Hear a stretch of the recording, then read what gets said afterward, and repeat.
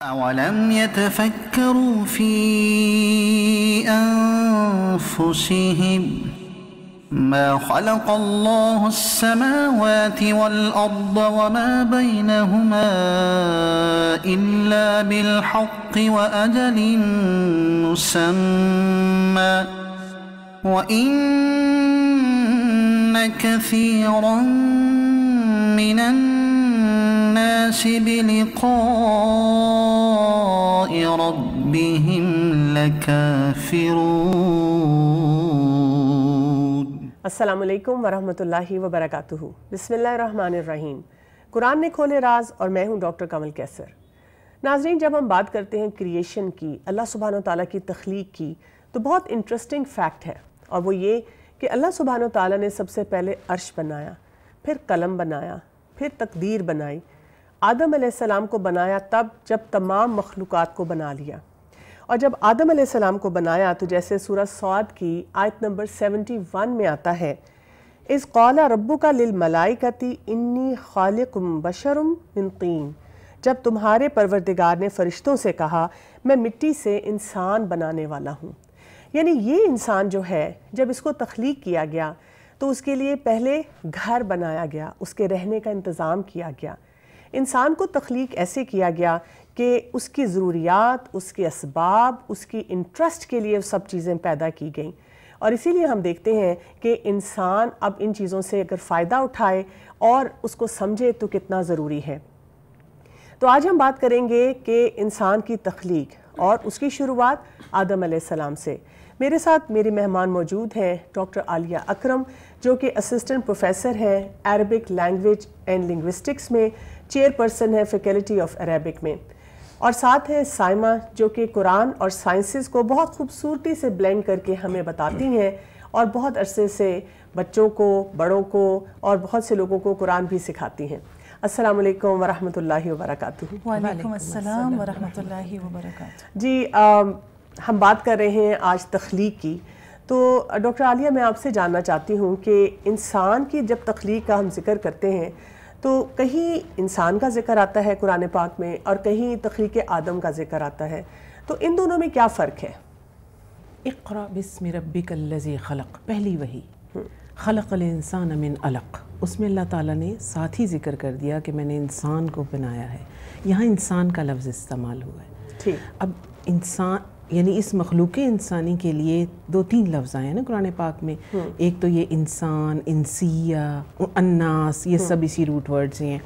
پھر آ جاتا ہے آدم علیہ السلام کے لیے، اور جہاں بنی آدم ہے تو نوع انسانی تمام مراد ہے، صحیح، بشر بھی آتا ہے۔ بالکل صحیح۔ تو انسان کو اگر ہم دیکھیں نا روٹ ورڈ کو، تو وہ یا تو ابن عباس رضی اللہ عنہ کے مطابق نسیہ یعنی نسیان سے ہے، کہ وہ بھول گیا تھا اپنا وعدہ، عہد الست۔ اچھا، اور امام راغب رحمۃ اللہ علیہ کے نزدیک یہ انس سے ہے، کہ ایسی مخلوق جو باہم مانوس ہو کے رہنا پسند کرے۔ اب قرآن پاک میں مفسرین کے نزدیک جہاں جہاں معاشرتی ذمہ داریوں کا ذکر ہے نا، وہاں اللہ تعالیٰ انسان کا لفظ استعمال کرتے ہیں۔ اچھا، پہلی ذمہ داری جو اللہ تعالیٰ نے دی، انا عرضنا الامانۃ علی السماوات والارض، تمام جو خلافت، تو سب نے انکار کر دیا، وحملھا الانسان، وہاں انسان کا لفظ آیا۔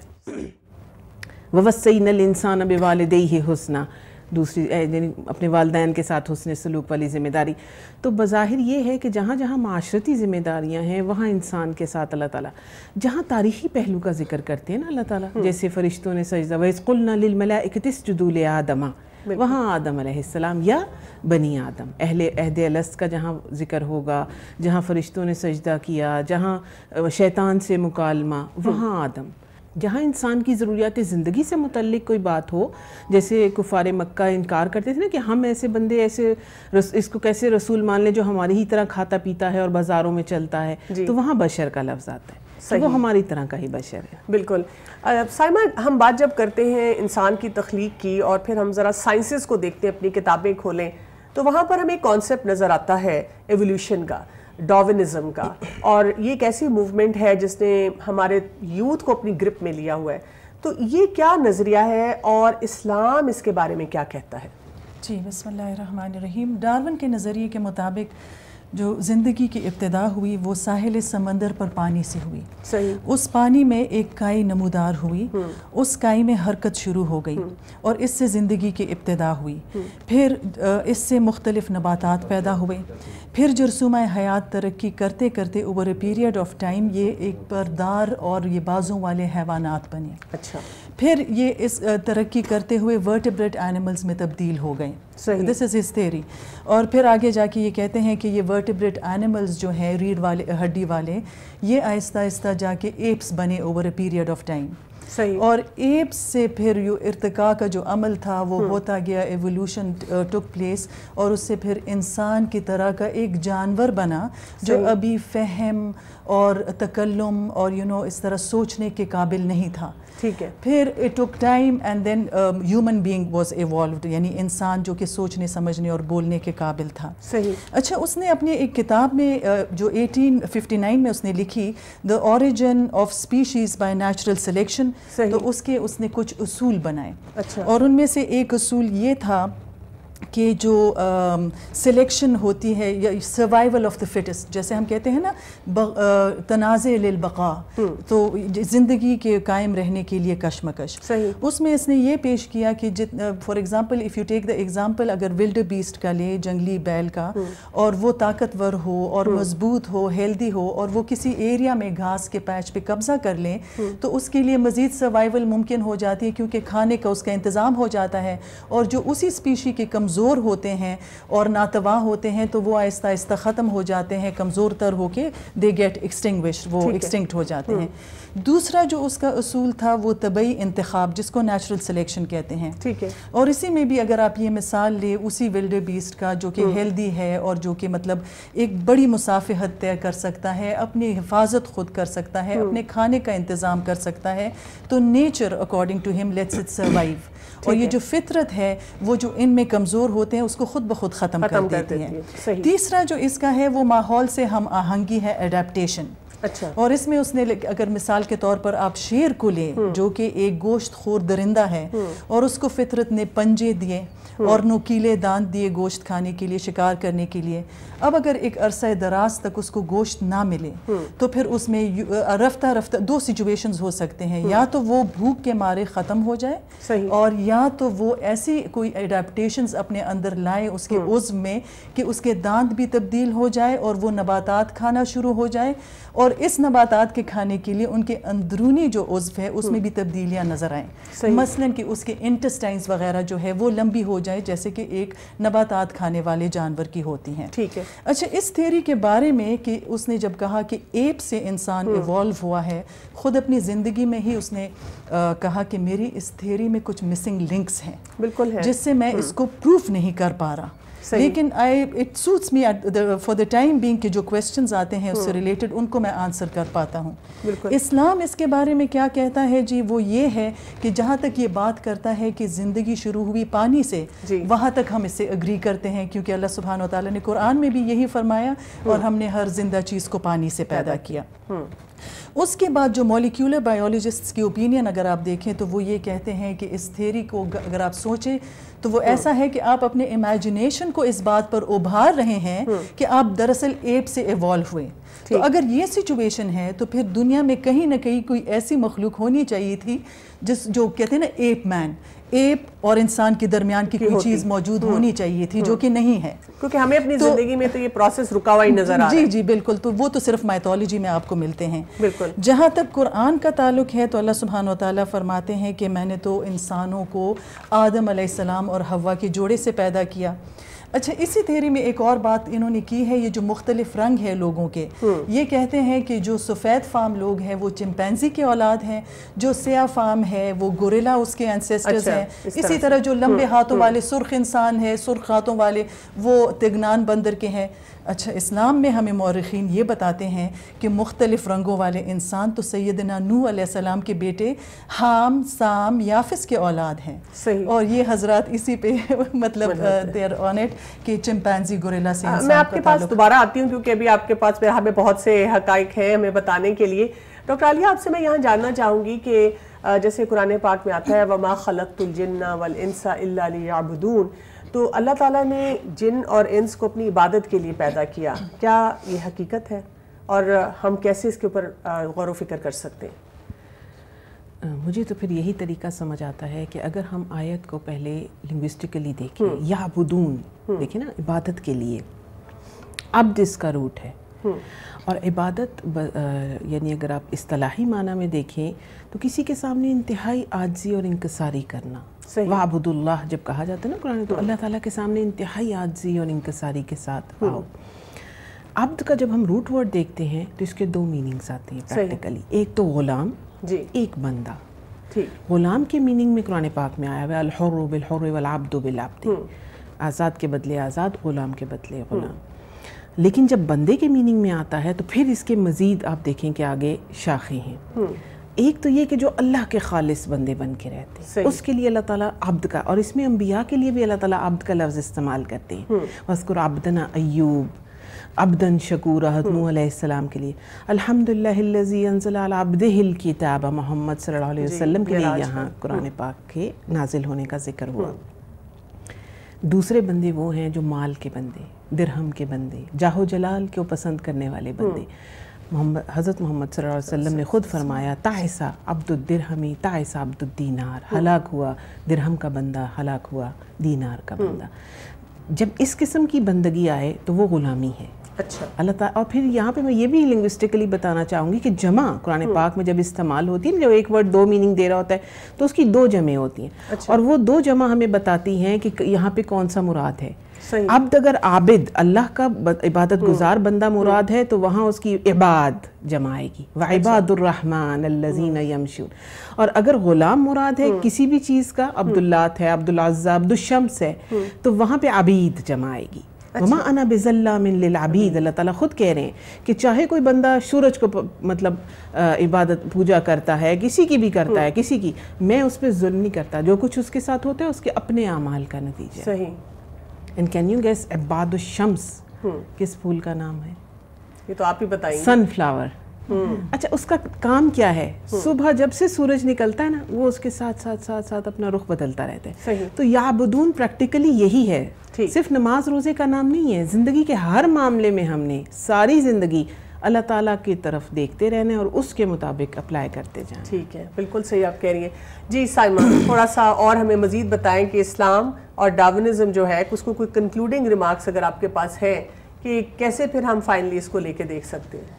کنکلوڈنگ ریمارکس تو جی یہی ہے کہ اللہ سبحانہ وتعالیٰ نے فرمایا کہ میں نے آدم علیہ السلام کو مٹی سے پیدا کیا، جیسے کہ سورہ الحجر آیت نمبر 26 میں اللہ سبحانہ وتعالیٰ فرماتے ہیں وَلَقَدْ خَلَقْنَا الْإِنسَانَ مِنْ صَلْصَالٍ مِنْ حَمَإٍ مَسْنُونٍ، اور ہم نے انسان کو کھنکھناتے سڑے ہوئے گھارے سے پیدا کیا. اللہ تعالیٰ نے تو انسان کو اشرف المخلوقات بنایا. تو اور ڈارون تھیوری کے مطابق تو وہ ایک ایپ کا اولاد ہے. اور آپ کو تو پتہ ہے بنی اسرائیل میں ایک قوم ایسی گزری کہ جس کو اللہ سبحانہ وتعالیٰ نے جب سزا دی تو ان کو بندر میں تبدیل کیا تھا، اور پھر وہ ایکسٹنکٹ ہو گئے تھے، ختم ہو گئے تھے. تو انسان بنا ہی کسی اور مقصد کے لیے ہے. جی وہ ہمیں ڈاکٹر عالیہ نے بہت وضاحت سے بتا دیا ہے. بہت بہت شکریہ آپ کا. ناظرین، یہاں پر ہم نے بہت اہم نقطے پہ غور و فکر کیا اور اپنی تخلیق کے بارے میں خاص طور پہ سوچنے کا ہمیں موقع ملتا ہے، اور قرآن اس کے بارے میں بہت سے راز ہمارے سامنے کھولتا ہے. یہاں پر ایک شارٹ بریک لیں گے اور چلیں گے اپنے مہمان کی طرف. أَوَلَمْ يَتَفَكَّرُوا فِي أَنفُسِهِمْ ما خلق الله السماوات والأرض وما بينهما إلا بالحق وأجل مسمى وإن كثيرا من الناس بلقاء ربهم لكافرون. أولم يتفكروا في أنفسهم ما خلق الله السماوات والأرض وما بينهما إلا بالحق وأجل مسمى وإن كثيرا من الناس بلقاء ربهم لكافرون. ویلکم بیک ناظرین. ہم بات کر رہے ہیں آج انسان کی تخلیق کی اور قرآن نے اس میں کیا کیا راز کھولے. اس وقت ہمارے لیے بہت آنر کی بات ہے کہ ہمارے ساتھ اسٹوڈیو میں موجود ہیں ڈاکٹر محمد مختار صاحب، جو کہ وائس چانسلر ہیں نیشنل اسکل یونیورسٹی کے. اس کے علاوہ یہ پہلے 4 یونیورسٹیز میں ایز وائس چانسلر سرو کر چکے ہیں. اس کے ساتھ ساتھ یونائٹڈ اسٹیٹس میں 20 ایئرز انہوں نے کام کیا اور وہ ہیومن برین ٹیسٹ ٹیوب کے اوپر کام کیا، جس کے لیے انہوں نے ان کو بہت سے ایوارڈز کے ساتھ نوازا بھی اور بہت سی ان کی جو خدمات ہیں ان کو سراہا گیا. جی السلام علیکم ورحمۃ اللہ وبرکاتہ. وعلیکم السلام. جی سر بہت بہت شکریہ آپ کا اسٹوڈیو میں آنے کا. ہم آپ سے خاص طور پہ بات کرنا چاہیں گے یہ جو ہماری تھیوری آف ایولیوشن ہے، ڈارونزم ہے. جی کیا تمام سائنٹسٹ جو ہیں اس تھیوری کو بلیو کرتے ہیں؟ دیکھیں جی، سب سے پہلی بات تو یہ ہے کہ جو تھیوری آف ایولیوشن ہے ہر تھیوری پر کچھ لوگ بلیو کرتے ہیں، کچھ نہیں کرتے. ٹھیک ہے. لیکن ڈارون کی تھیوری کو ہم اس کے پرسپیکٹیو میں ہمیں دیکھنا چاہیے. جی صحیح. اور دوسری تھیوری سے کمپیئر کر کے دیکھنا چاہیے. ٹھیک. اب ڈارون کا یہ ہے کہ سروائیول آف دا فٹسٹ، ٹھیک ہے نا جی. جو مضبوط ہے وہ رہے گا. کمزور لوگوں کے لیے اس تھیوری میں کوئی جگہ نہیں ہے. Socially what I can say کہ اس تھیوری میں ایک ان بلٹ فالٹ ہے. اچھا. اور اس میں اگر آپ دیکھیں بھی صحیح، I don't have a real evidence, but I believe کہ probably Hitler was motivated with this theory کہ میری ایک اسپیشل ریس جو ہے نا وہ دنیا کو ساری کو جو ہے نا I mean that I am talking about the social implication of this theory. اب ڈارون سے ہم تھوڑا سا پیچھے چلے جاتے ہیں. لیمارک کی تھیوری تھی کہ بھائی یہ جو کریکٹرز ہم ایکوائر کر لیتے ہیں، اس نے جراف کا ذکر کیا کہ جراف کی لمبی گردن کس لیے ہو گئی. تو اس کو یہ تھا کہ کچھ اینیملز تھے جنہیں گریز کرنا ہوتا تھا اور ان کی گردنیں جو ہے نا انہیں اوپر چلتے چلتے یہ چلتی گئیں اور وہ ایک جینیٹکس کا حصہ بن گئی. ڈارون جب آیا تو ڈارون نے بیسیکلی اس کی جو تھیوری ہے اٹس بیسڈ آن آبزرویشن. اب سائنس کو آپ دیکھیں نا، سائنس میں یہ ہوتا ہے آبزرویشن ہوتی ہے، اس کے بعد اس پر تجربات ہوتے ہیں، تجربات کو پروو کیا جاتا ہے، دوسرے سائنٹسٹ اس کو پروو ڈسپروو کرتے ہیں اور پھر وہ لا یا تھیوری یا جو بھی آگے آپ سمجھ لیں. صحیح. لیکن ڈارون نے کیا دیکھا، اٹس اے یہ آبزرویشن ہے. جو ڈارون کی آبزرویشن ہے اس کو نگیٹ نہیں کیا جا سکتا. صحیح. لیکن کیا اس کی بیس پر جو تھیوری ڈیولپ ہو چکی ہے اس کو میرے خیال میں تھوڑا سا دوبارہ دیکھنے کی ضرورت ہے. ڈارون کی آبزرویشن کیا ہے کہ اس نے پرندوں کی چونچیں دیکھی گیلاپیگو آئی لینڈ میں، اور وہ ساتھ ہی ایکواڈور میں دوسری جگہ پر بھی جاتا ہے تو پرندوں کی چونچیں ایک جیسی ہیں. بلیک ریٹس اور براؤن ریٹس جو ہے نا، براؤن ریٹ سروائیو کر گئے کیونکہ وہ مٹی میں ان کا رنگ تھا، اور دوسرے جو ہے نا ان کو ہنٹ کر دیا گیا. سو دے آر لائک اس کی جو ایکسپیریمنٹ جو تجربات ہیں نا، سائنسی تجربات، they are not really valid experiment. تو سر اس میں آپ کو کیا گیپس نظر آتے ہیں اس تھیوری میں؟ دیکھیں اس ایک گیپس جو ہے نا میرے خیال میں کیونکہ اس تھیوری کو ایک کلیش کی فارم میں لایا گیا ہے مسلمانوں کے لیے بھی جو ہے نا، جیسے یہ ہے کہ ڈارون تھیوری پر اگر آپ بلیو کریں تو اس کا یہ ہے کہ انسان جو ہے نا، جو ان کے کلوزسٹ اینسسٹرز ہیں وہ ایپس ہیں، منکیز ہیں. ٹھیک ہے نا جی. اب none of the Muslim will believe in this one. بالکل صحیح. ٹھیک ہے جی. ہمارا تو یہ ہے کہ قرآن کریم میں بھی فرما دیا گیا لَقَدْ خَلَقْنَا الْإِنسَانَ فِي أَحْسَنِ تَقْوِيمٍ، کہ انسان کو تو بہترین فارم میں بنایا گیا ہے، اور دیٹس واٹ اٹ از. یہاں پہ ڈارون کی تھیوری تھوڑی سی شیکی ہو جاتی ہے کہ بھائی اگر انسان کو اس فارم میں بنا دیا گیا ہے اور آپ بلیو کرتے ہیں تو will there be any further evolution in human being? No. ٹھیک ہے نا. سر یہ یہاں پہ میں یہ بھی جاننا چاہوں گی، جیسے آپ نے بات کی کہ مسلمان کے لیے بڑی ڈیفیکلٹ سچویشن ہے. ہمارے بچے اسکول لیول پہ بھی پڑھنا شروع ہوتے ہیں، سائنسز میں ان کو پڑھایا جاتا ہے. میں اپنے بھی بچپن میں جاؤں تو وہ ایک امپرنٹ بنا ہوا ہے کہ وہ منکیز ہیں، ایپس ہیں، کرتے کرتے کرتے انسان بن گیا ہے، اور وہ ہم پڑھتے چلے جاتے ہیں. قرآن کو بچے ہمارے جو ہیں وہ ناظرہ ویسے پڑھتے ہیں، ڈیٹیل پڑھی نہیں ہوتی. ہاں یہ ضرور ان کو پھر بتا دیا جاتا ہے کہ ہمیں اللہ تعالیٰ نے پیدا کیا. کالج یونیورسٹی میں وہ بچے جاتے ہیں اور انہی تھیوریز کو انہوں نے پڑھا اور انہوں نے سمجھا، تو ان کے مائنڈ میں کیسے کلیشز ہوتے ہیں اور اس سے ہم اپنے بچوں کو کیسے بچا سکتے ہیں کہ وہ سائنسز بھی پڑھیں اور ان کلیشز سے بھی بچ سکیں؟ میرے خیال میں اس میں ہماری جو پوری مسلم دنیا کی ہے جو ہے نا، جو مسلم دنیا کے اسکالرز ہیں نا، ان کو تھوڑا سا، میں معذرت کے ساتھ کہوں گا، ان کو تھوڑا سا ہوش کرنا چاہیے. دیکھیں اسلام کیا ہے؟ ایک مسلمان لا الہ الا اللہ محمد رسول اللہ، ٹھیک ہے نا جی، کہ گاڈ، ایگزسٹنس آف گاڈ اور پرافٹ، اور اس کے بعد from God what we got, کہ ہمیں ایک قرآن کریم ایک بک ملی، ٹھیک ہے نا جی، اور اس کے بعد سنت ہے، ٹھیک ہے نا جی. ہمیں ان چیزوں پر وداؤٹ اینی ہنڈرنس جو کچھ قرآن میں مینشن ہے، جو کچھ سنت میں مینشن ہے، وہ ہمارے لیے سب سے افضل ہے، اس پہ ہمیں یقین رکھنا چاہیے. اب ایک ڈارون اگر آ گیا ہے، اور دیکھیں یہ جو قرآن پاک کی تعلیمات ہیں یا جو کچھ بھی کہا گیا ہے، they are more then scientific. میرے خیال میں تو اسلامی دنیا کو اس پر کام کرنا چاہیے. There should be centre for deciphering of Islamic values in science. اگر اس پہ کام کیا جائے، ڈیفینیٹلی ڈارون تھیوری جو ہے نا، اس کے بھی بہت زیادہ جو ہے نا آپ کو مل جائے گا کہ کہاں پہ یہ ڈیفیکٹ ہے. لیکن میں، اگر آپ مجھے اجازت دیں تو میں آپ کو اپنا ایک پرسنل ایکسپیرینس، میں ڈریکسل یونیورسٹی فیلاڈلفیا کا گریجویٹ ہوں، اور 1993 کی بات ہے، میں ییسٹ پر، جس کا ایک ہی خلیہ ہوتا ہے، اس پر کام کر رہا تھا. صحیح.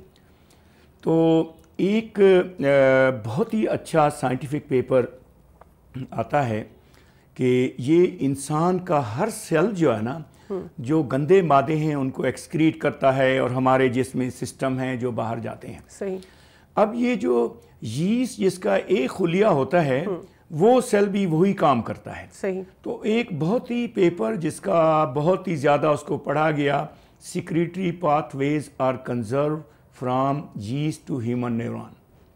اگر آپ ڈارون صاحب کے پیچھے بیٹھ جائیں تو پھر تو مطلب یہ ہے کہ ہم منکیز ہی نہیں، بلکہ وہ جو ایک سنگل سیل ییسٹ ہے، جو بیکر ییسٹ جو یوز ہوتی ہے، ادھر تک. دیکھیں بات یہ ہے کہ جو مالیکولر سائنسز ہیں نا، انہوں نے ڈارون تھیوری کو بہت کمزور کر دیا ہے. صحیح. لیکن یہ مسلمانوں کو یہ سمجھنے کی ضرورت ہے کہ ہم اپنی کریشن تھیوری کو ایک سائٹ پر رکھیں اور ڈارون کو دوسری سائٹ پر رکھیں. صحیح. ٹھیک ہے نا جی. ہاں، اور اس کو دیکھ کے کمپیریزن کریں تو ہمیں سمجھ آ جاتی ہے ساری چیزوں کی. ہاں جی. بیسیکلی یہ Darwin theory is challenging both religion, Islam as well as Christianity. بالکل صحیح بات. اب دیکھیں نا، اس میں حضرت عیسیٰ علیہ السلام کی پیدائش جو ہے نا، ٹھیک ہے نا جی، اس کو دیکھ لیں تو وہ بھی اگر ڈارون تھیوری کو آپ سمجھنے لگ جائیں، اور اگر اس پہ سائنس پہ بیٹھ جائیں، تو science can not explain in the proper way.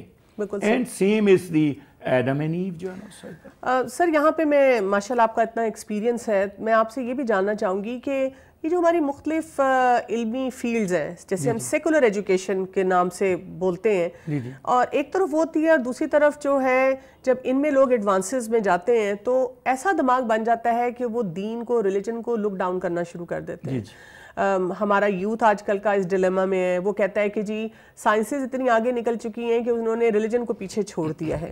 اس کی حقیقت کو آپ کیا کہیں گے؟ کیونکہ ہم جب قرآن پاک پڑھتے ہیں، جیسے آپ نے بھی کہا، تو ایسے ایسے راز کھلتے ہیں، ایسی ایسی سائنٹیفک ریسرچز جو ہیں اس سے ریلیٹ ہوتی نظر آتی ہیں آیات سے، جو ہم نے کبھی سوچی ہی نہیں تھی.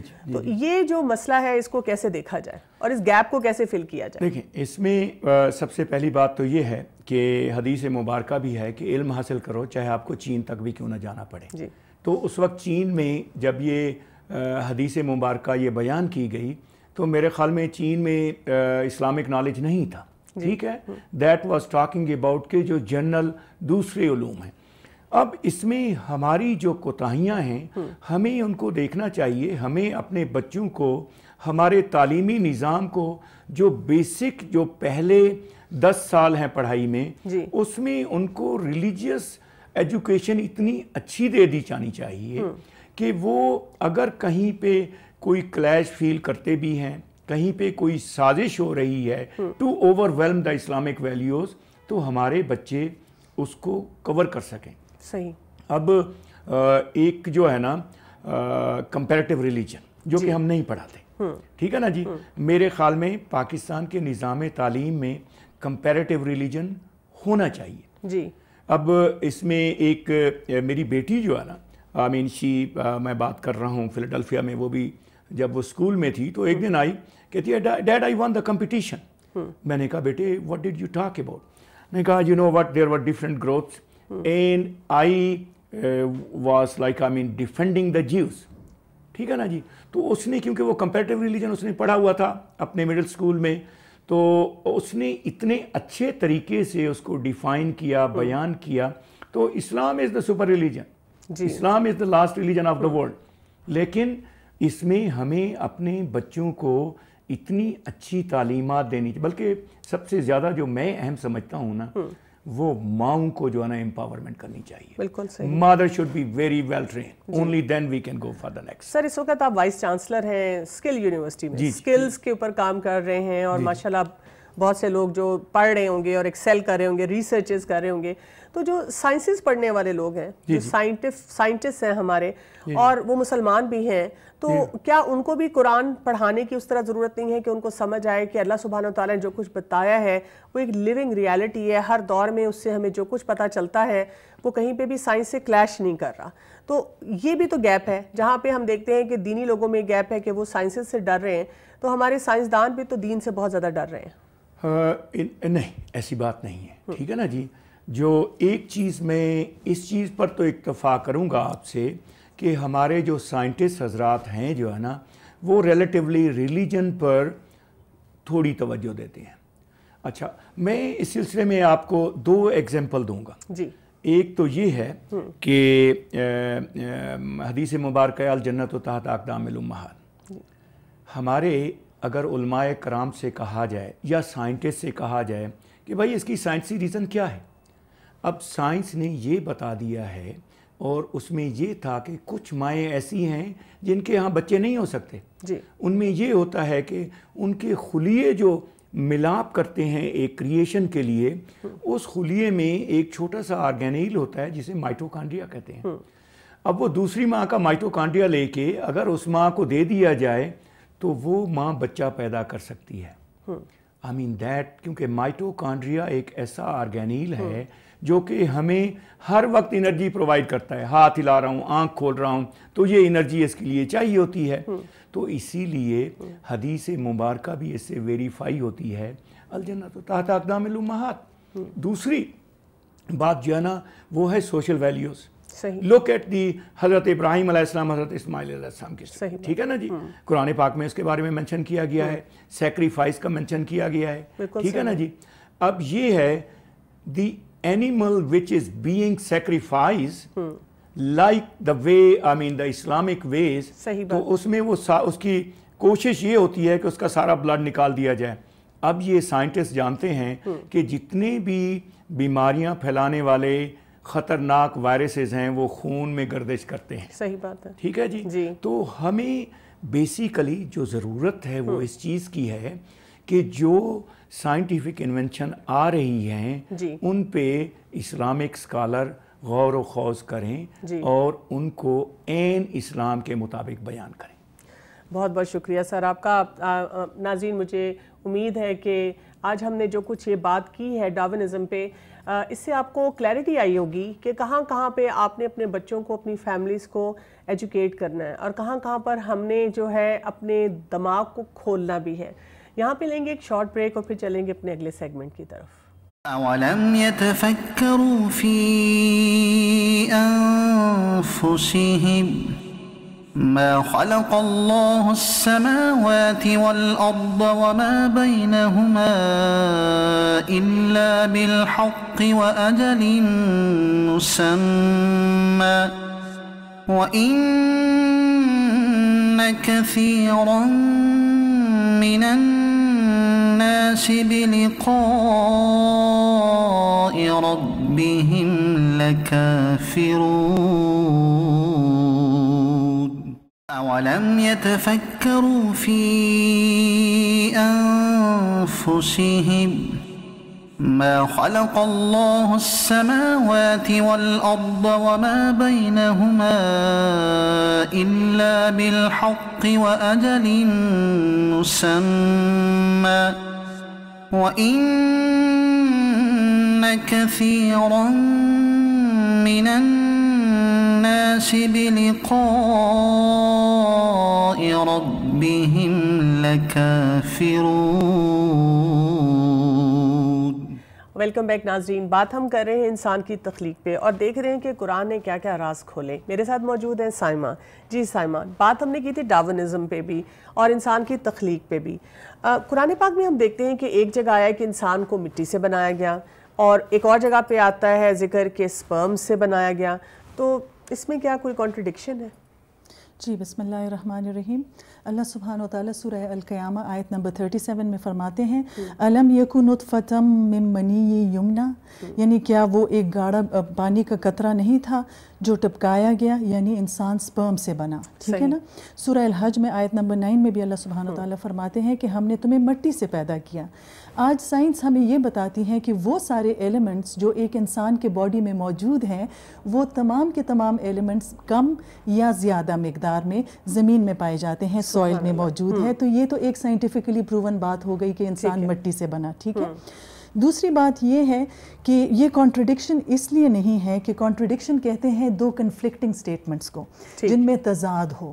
اور آگے جا کے اگر آپ کہیں تو قرآن صرف یہ نہیں کہتا کہ سپرم سے بنا ہے اور مٹی سے بنا ہے.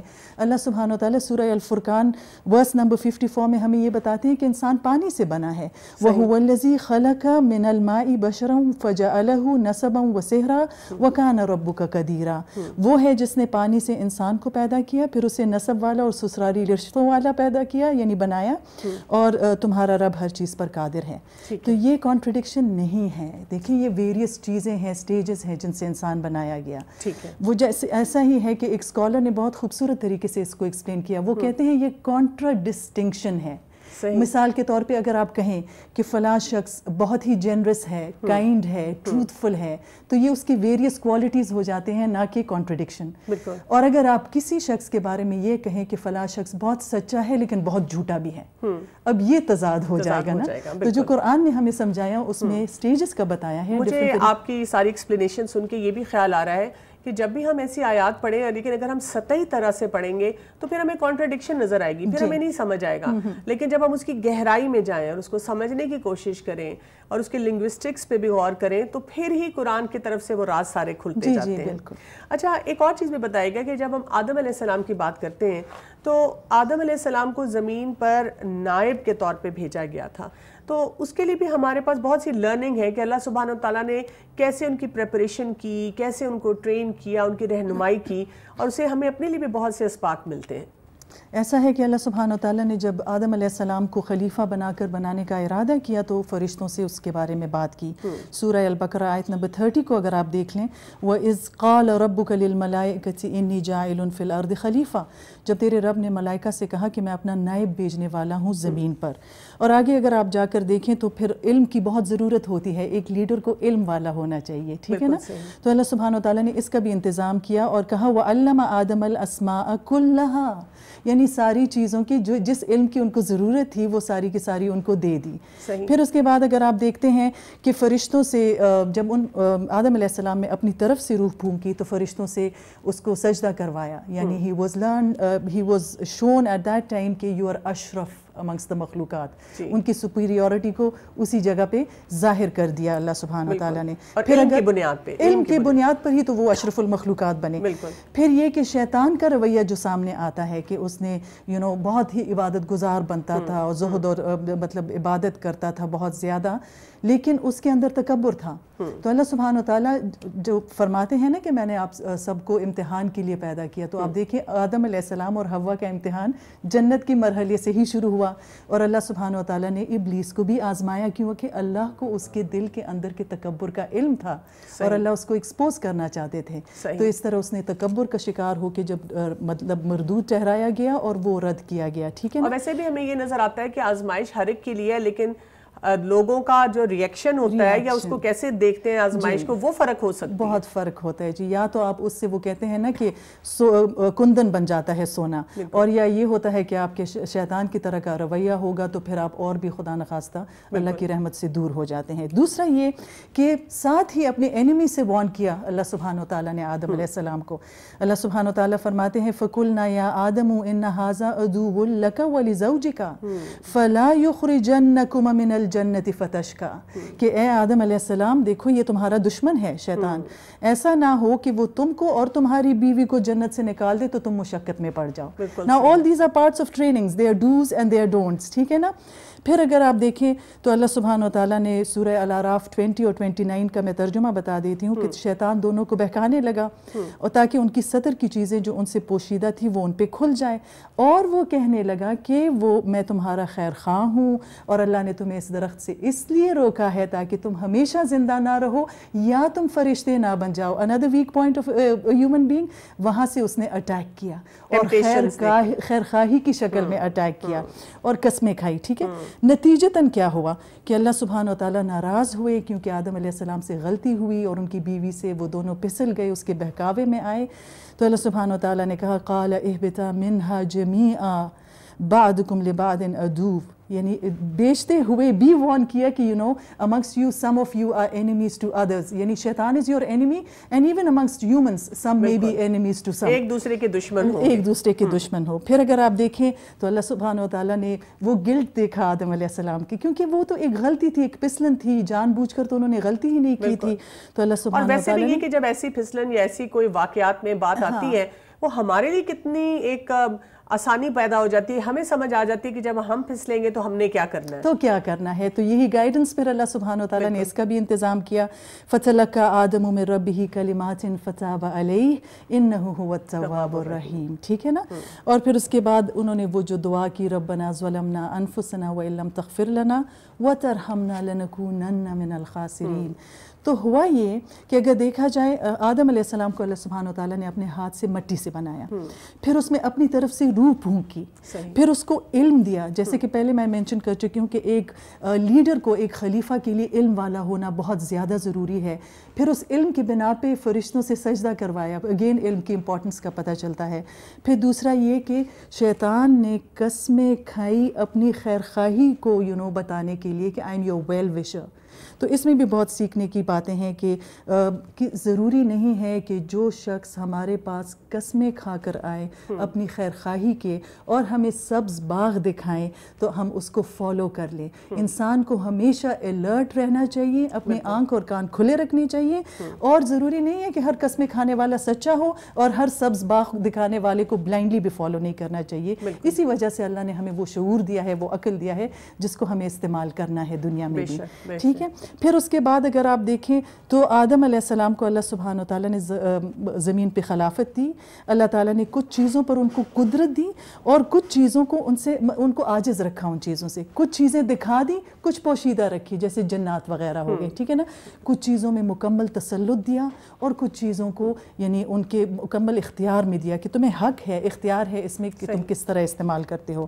اس کے علاوہ اس سے ہمیں پتہ چلتا ہے کہ جو ایلیمنٹس درکار تھے خلافت کے قائم ہونے میں یا جو کوالٹیز ان کے اندر موجود ہونی چاہیے تھے ان کا اللہ سبحانہ وتعالیٰ نے انتظام کر لیا. ٹھیک ہے نا. اور پھر یہ بھی ان کو سمجھا دیا کہ یہ نہ تم بھولو کہ تمہاری کوئی جڑ یا اصل نہیں یا تمہاری کوئی لوٹنے کی جگہ نہیں.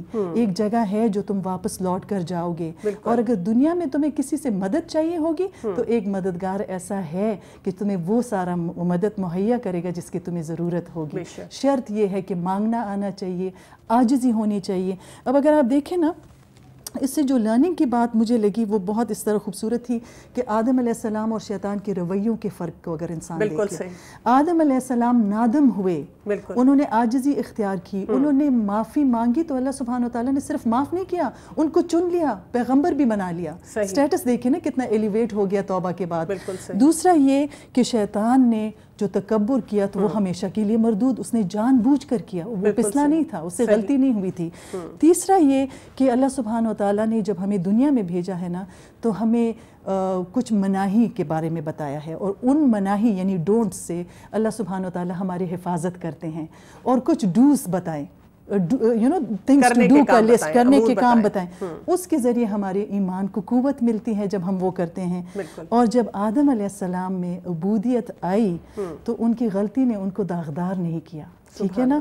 یہ ہوا کہ ان کی جب وہ مناہی سے رک گئے اور اللہ تعالیٰ کے احکام کی طرف متوجہ ہوئے تو ان کا دل تقویٰ سے سج گیا. ٹھیک ہے نا. اس میں عاجزی آئی. پھر جوارے نے اطاعت کے زیور پہنے, مطلب اسی طرح ایکشنز کرنے لگ گیا انسان. پھر اللہ ان سے راضی ہوا, اور جب اللہ ان سے راضی ہوا تو ان کو خیر و بھلائی کا امام بنا دیا. جی بہت بہت شکریہ آپ کا.